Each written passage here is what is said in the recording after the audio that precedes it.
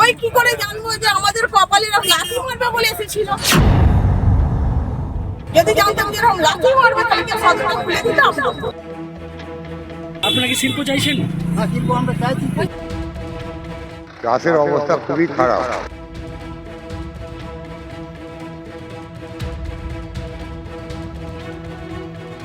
সিঙ্গুর, হ্যাঁ সিঙ্গুর, আমরা সেই সিঙ্গুরে রয়েছি। আর যেখানে টাটার প্রকল্প শুরু হয়েছিল সেই সিঙ্গুরে আমরা দাঁড়িয়ে রয়েছি, সেই মাঠে দাঁড়িয়ে রয়েছি যেখানে টাটার সুবিশাল একটা কারখানা তৈরি হয়েছিল। সেই মাঠের ওপরে আমরা এখন দাঁড়িয়ে রয়েছি, দেখলে অবাক লাগবে। আমি যেখানটা দাঁড়িয়ে রয়েছি এটা একেবারে টাটা প্রকল্পের যে মাঠ ছিল সেই মাঠের ওপর দাঁড়িয়ে রয়েছি। 18ই মে রাজ্যের তৎকালীন মুখ্যমন্ত্রী বুদ্ধদেব ভট্টাচার্য এই প্রকল্পের কথা ঘোষণা করেছিলেন। আর প্রকল্পে ঘোষণা করার পর 25শে মে স্থানীয় মহিলারা, শিল্প বিরোধী যারা ছিলেন তারা ঝাঁটা হাতে তারা প্রতিবাদ করেছিলেন।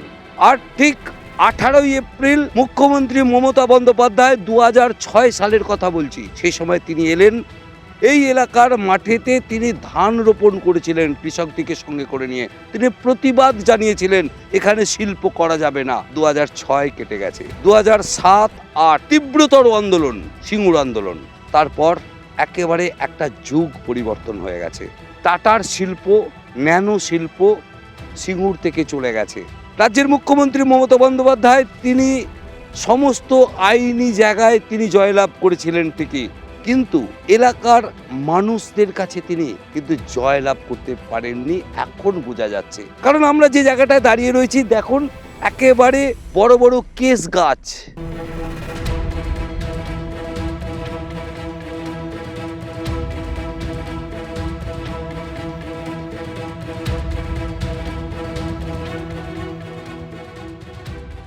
কোথায় ধান?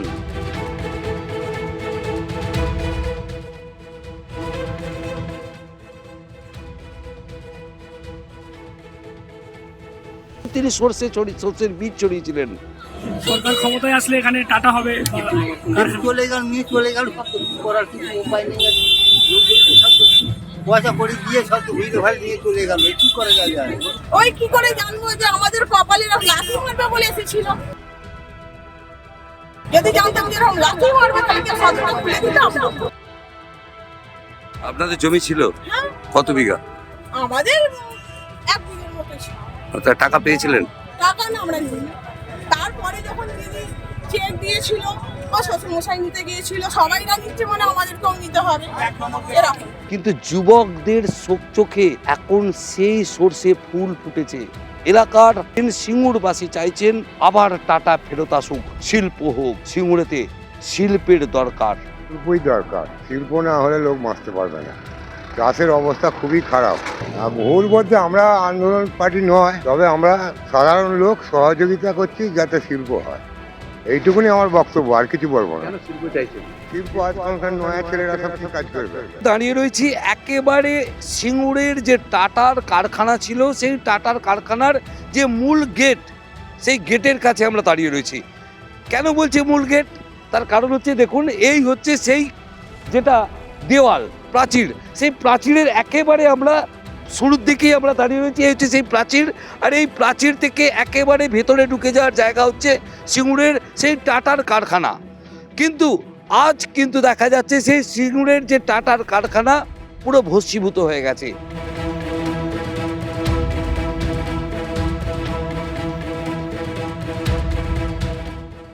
সেখানে এতটুকু চিহ্ন মাত্র নেই কারখানার। তবে সিঙ্গুরবাসীরা তারা অপেক্ষা করছেন কবে আবার টাটা ফিরে আসবে।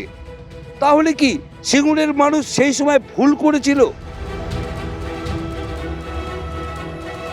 সিঙ্গুরে শিল্প চাই, সিঙ্গুরবাসী একেবারে বিজেপির পদ্ম ফুলের ওপর লেখা সিঙ্গুরবাসী চাইছে শিল্প।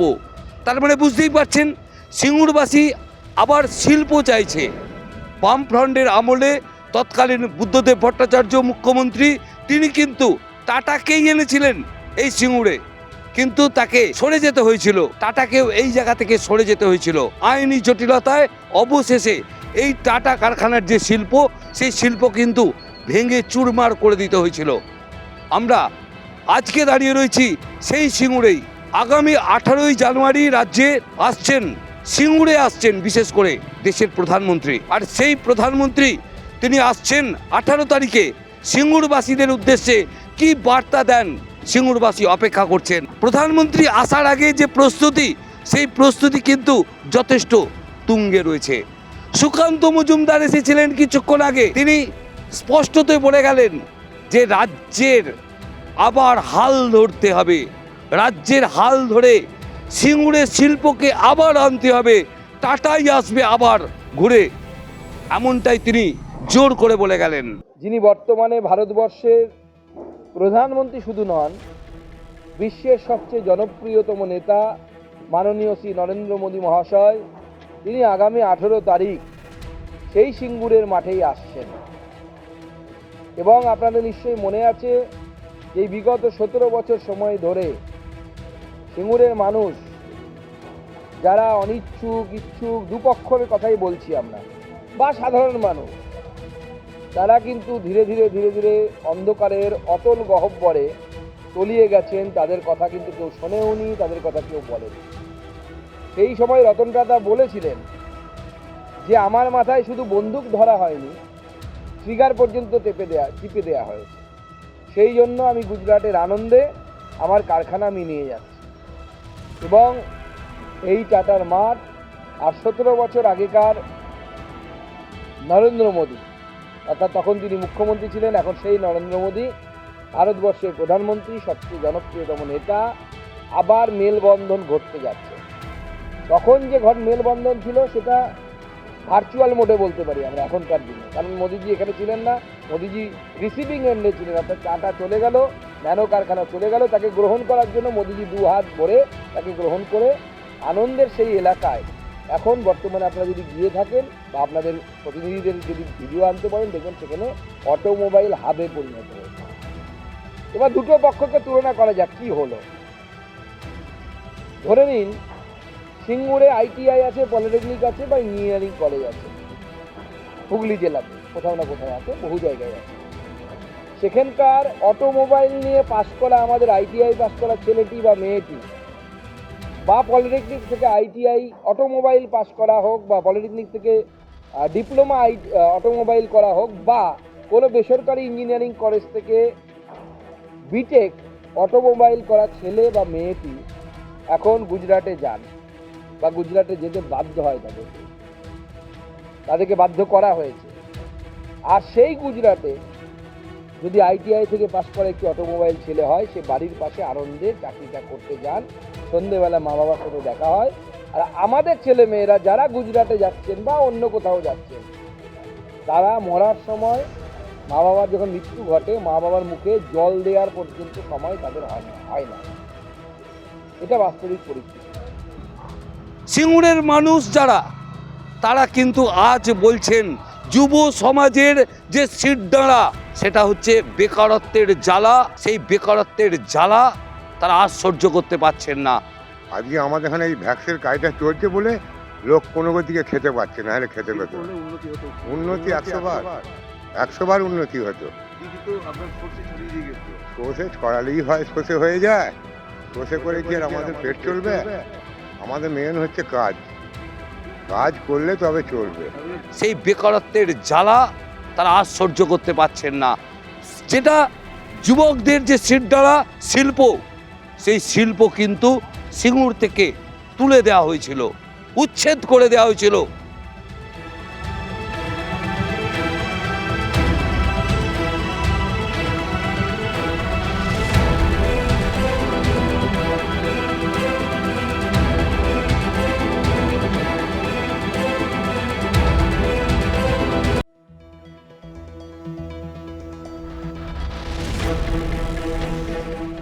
মমতা বন্দ্যোপাধ্যায় আন্দোলন করেছিলেন সিঙ্গুর থেকে টাটাকে উচ্ছেদ করতে হবে, কিন্তু সিঙ্গুরবাসীরা বলছেন যে তারা 1000 একরের নয়, তারা চেয়েছিলেন 600 একরের ওপর শিল্প হোক, আর 400 সাধারণ যাদের জমি তাদেরকে ফিরিয়ে দেওয়া হোক। যে একেবারে মানুষ কিভাবে উৎসাহিত হয়ে আছে, সিঙ্গুরের মানুষ একসময় আমরা জানতাম সিঙ্গুর মানে বাবা মমতা বন্দ্যোপাধ্যায়। এখানে সিঙ্গুরে তৃণমূল ছাড়া আর কেউ নেই। কিন্তু আজকে দেখা যাচ্ছে যে সিঙ্গুরের মানুষ শিল্প চাইছে, তাদের ভবিষ্যৎ প্রজন্ম কথা ভেবে তারা শিল্প চাইছে।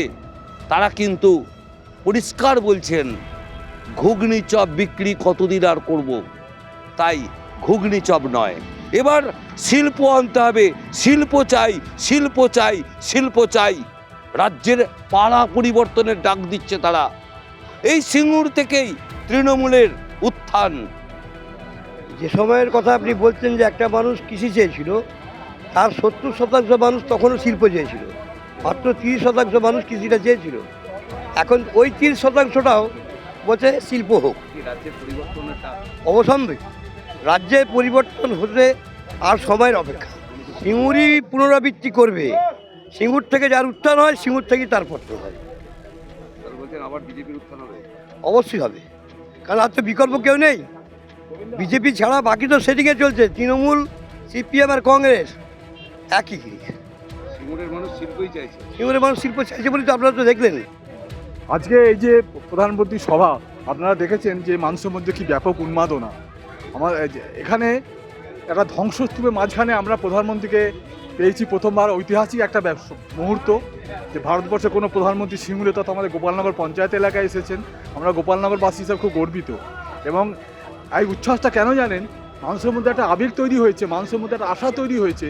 ভারতের প্রধানমন্ত্রী উনি আসছেন এখানে, যে নিশ্চয়ই একটা কিছু কর্মসংস্থান, বেকার যুবক যারা এখান থেকে সব শিক্ষিত যুবক বাবা মা পরিবার ছেড়ে বাইরে চলে যাচ্ছে, সেই সব মানুষগুলো একটা কিছু সুরাহা হবে। সিঙ্গুরের যুব সমাজ বলতে এমনি তো দুটো যুব সমাজ শেষ করে দিয়েছেন দিদি। কারণ চাকরি দেবার নামে যে প্রতারণা করেছেন, শিল্পটা ধ্বংস করে এখানে শিল্পটা হলে বহু যুব সমাজ, দুটো যুব সমাজ চাকরি করে পেয়ে যেত আপাতত। এখনও পর্যন্ত যুব সমাজ বেকার, তারা শিক্ষিত সমাজ আজ ঘুরছে বেকার। আর যারা অশিক্ষিত তারাই চাকরি করছে, কারণ তাদের বাপের টাকা আছে, তারা টাকা দিয়ে ঘুষ দিয়ে নেতার হাত ধরে চাকরি পেয়েছে। আজকে প্রকৃত যুব সমাজ কিন্তু রাস্তায়, তাদের কথা কেউ ভাবছে না। সেই সময় ভুল করেছিল বলছেন বামফ্রন্টের আমলে। বামফ্রন্টের আমলে সিঙ্গুর ভুল করেছিল পুরোটা বলা যাবে না, কারণ তখন বামফ্রন্টের যে তখন এত মিডিয়া ছিল না। বামফ্রন্ট যে অত্যাচারটা করতো এত মিডিয়া হতো না বলে লোক জানতে পারতো না, কিন্তু স্থানীয় লোকেরা বুঝতে পারতো। তার কারণে ওরা চেয়েছিল কিছু পরিবর্তন হোক, কিন্তু পরিবর্তন চেয়েছিল ঠিক কথা, কিন্তু এই রকম পরিবর্তন চাইনি যে আমাদের পুরো পশ্চিমবঙ্গটাই শেষ হয়ে যাবে, কোনো শিল্প থাকবে না। অবশ্যই আমরা পরিবর্তন চাই।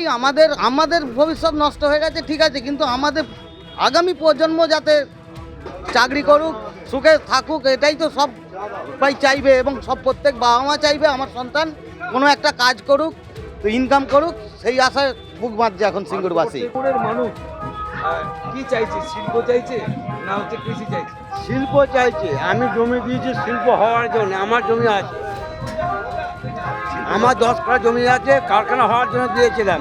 কারখানা হয়নি, জমি অযোগ্য হয়ে পড়ে আছে। কারখানা হোক।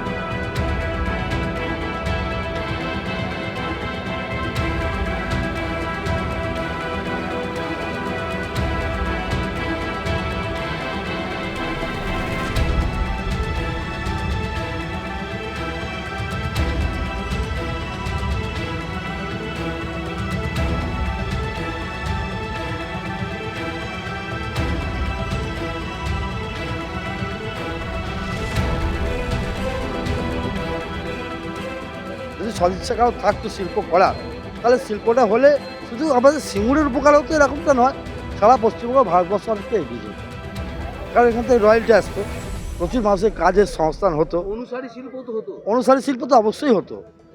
তো আমার এখন একটু মনে জেগেছে যে ভারতবর্ষের আমাদের সিঙ্গুরের বুকে এত বছর ধরে স্বাধীনতা পেয়েছি ভারতবর্ষে, এই প্রথম কোনো প্রধানমন্ত্রী আমাদের সিঙ্গুরে আসছেন এবং এই টাটার মাঠে আসছেন। এখন আশায় বুক বাঁধছি যে এখানে কিছু হলে হতে পারে, কারণ উনি তো টিম ইন্ডিয়ার কথা ভাবেন। আপনারা কি শিল্প চাইছেন সিঙ্গুরের মানুষ? আমরা শিল্প চাইছি, আর পাশে যে সমস্ত জমিগুলো রয়েছে তাতে আধুনিক শিল্প, আধুনিকভাবে কৃষি পালন যাতে হয় তার একটা হাব হোক, যেখানকার কৃষকরা ট্রেনিং নেবে, নিয়ে নতুন প্রযুক্তি ব্যবহার করে উৎপাদন বাড়াবে, চাষিরা ভালো থাকবে। শিল্প কেন চাইছেন আপনাদের কি এই নতুন প্রজন্মের জন্যে? অবশ্যই শিল্প ছাড়া কোনো দেশ উন্নয়ন ঘটাতে পারে না দাদা। আমার আজকে 60 বছর বয়স হয়েছে, আমি তো দেখতে পাচ্ছি। তাহলে কি সিঙ্গুরের মানুষ ভুল করেছিল?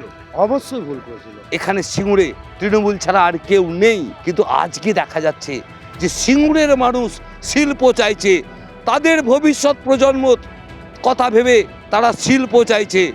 তারা কিন্তু পরিষ্কার বলছেন ঘুগনি চপ বিক্রি কতদিন আর করব, তাই ঘুগনি চপ নয়, এবার শিল্প আনতে হবে।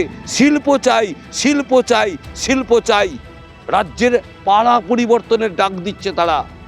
এই সিঙ্গুর থেকেই তৃণমূলের উত্থান। আবার তারা বলছে এই সিঙ্গুর থেকেই তৃণমূলের পতন হবে, আবার বিজেপির পতন হবে এই সিঙ্গুর থেকেই, তারা জোর গলায় বলছে।